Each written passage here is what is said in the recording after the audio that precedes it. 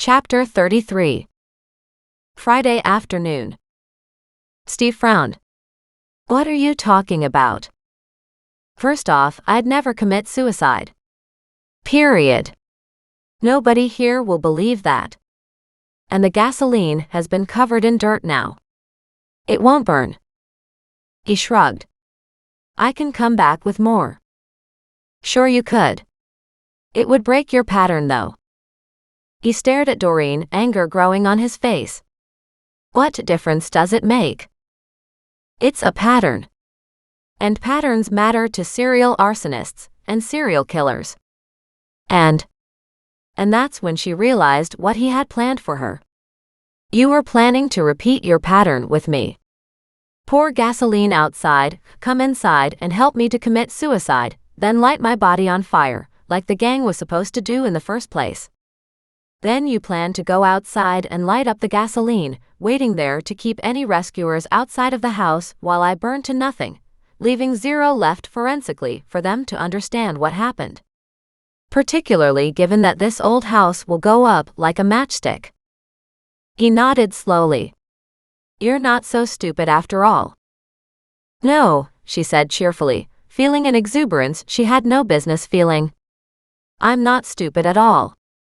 And I was right. What are you talking about? He asked, glaring at her. I already asked Mac if they had proven it wasn't you in that fire yesterday. And told him to check for your money laundering schemes and to study your bank accounts against the checks you wrote those women. He stared at her in shock. She nodded. No way you would have committed suicide in that house. And the only way to get out of town and have all of this go away was to make sure you were dead. At least appeared to be dead. That way anyone from the Devil Riders gang who might still be gunning for you would give up. Too bad you aren't really dead. It would be fitting if you died alongside those poor women you killed. And all for what? Greed. Secrecy. Because they were part of the other gang? The shocked look on his face was priceless. How did you know about them? He asked in a hoarse whisper. How did you know about any of it? By knowing who you were on the inside, she said gently. You'd never let them go. Any one of those women could have gone to the cops, and you'd have all gone down. And you'd be caught for money laundering for the gang, and they in turn would have taken you out for getting caught.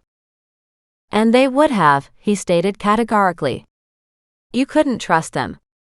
The gang or the women. And if that was the case, no way could they be allowed to cash those checks. So I handed out checks that any bank employee, if worth their salt, would reject. I misspelled the women's name each time, so when showing ID at any bank, their legal names would not match up with the check I gave them. You'd be surprised how people miss that and zoom in right for the amount instead. Then they'd have to contact me for replacement checks that they could then cash. I was renovating at the time, so I took them all out within the same day and used the heavy equipment on the place to bury them deep. He shook his head. I still don't understand how you figured that out. Well, I didn't know for sure about the location of the bodies, but thanks for the clarification. Now they can be exhumed and buried properly, and allow their families some closure. And I suppose you shot them with the same gun that was found in my neighbor's yard, huh? Why get a new weapon when that one worked so well? And did you plan to shoot me when you came through my yard with it that night Penny was with you? You must have really loved her to try and kill me like that. She smiled up at him. Too bad you didn't just leave town. You might have been able to stay dead. Well, appearing dead is one thing, but I also needed to make sure one nasty busybody who was ruining my life was dead too, he cried, cocking the gun in his hand. I didn't stand a chance back then, and look at all the damage you've caused since then. I get that, she said gently. I really do. But the fact of the matter is, you still won't get away with it. And why is that? He asked with a snort. She smiled and said, because of this. And just then Goliath, who'd been creeping up behind him, jumped as high as he could and caught hold of Steve mid-spine. Knowing the gun was leveled at her, she dove for the ground as it went off. With gunfire inside, she knew the cops outside would race toward her. Not to be outdone, Thaddeus, who'd been sitting on the kitchen table, flew up to Steve's gun hand and pecked away on it. Steve was still screaming and trying to shake off the cat, stumbling around, when Muggs caught him with a bite behind the knees. He went down hard on his butt. Doreen picked up the cast-iron frying pan she swore she would use one day. It took 2 hands to lift it, and just as she went to swing it at his head, he reached up an arm in a defensive move, and the skillet came down hard on his elbow. Crack! He roared in agony as the front door burst open. Mac and the cops ran in. The gun skittered across the kitchen floor, and Mac stared at her in shock. She stepped back. "Look at this. This cast-iron skillet really does come in handy," she said admiringly as she placed it gently on the kitchen table. "But you know something, Mac? I think I need one about half that size." He glared at her while Steve, still on the floor, screamed, "She's crazy. She's absolutely crazy." At that, Goliath sauntered past again and swiped Steve hard across his cheek. Steve roared as his cheek erupted in bleeding scratches. And Muggs, obviously just as offended, took one look at Steve's ankle stretched out in front of him and bit down hard. Steve screamed again, then yelled, "Get them off me! Get them off me!" Mac laughed, but he helped Muggs calm down enough so he would release his jaw. Then Mac turned to Doreen. "Get them away from here." She gave him a look. "Why?" "They're just defending my honor," she snapped. He rolled his eyes and said, "I don't think it's necessary any longer. Steve's done and he's down. You're good." She smiled and called Muggs and Goliath to her.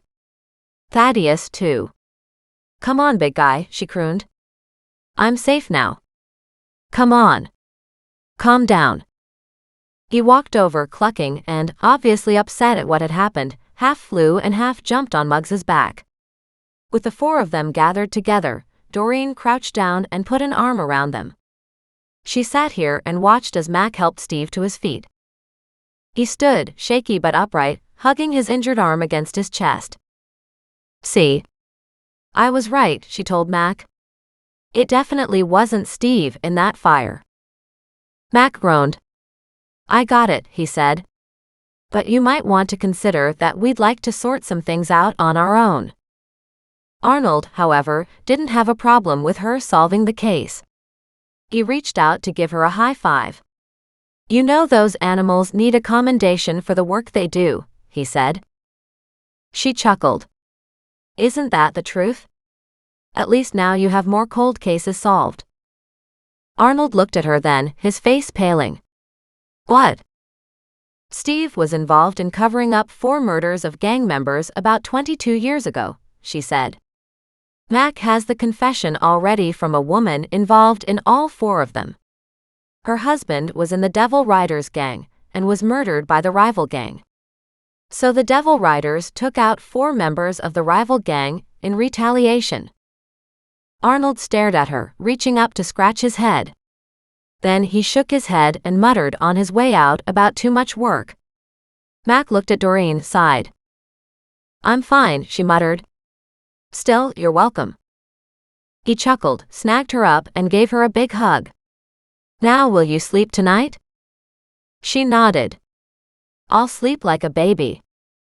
Another job well done."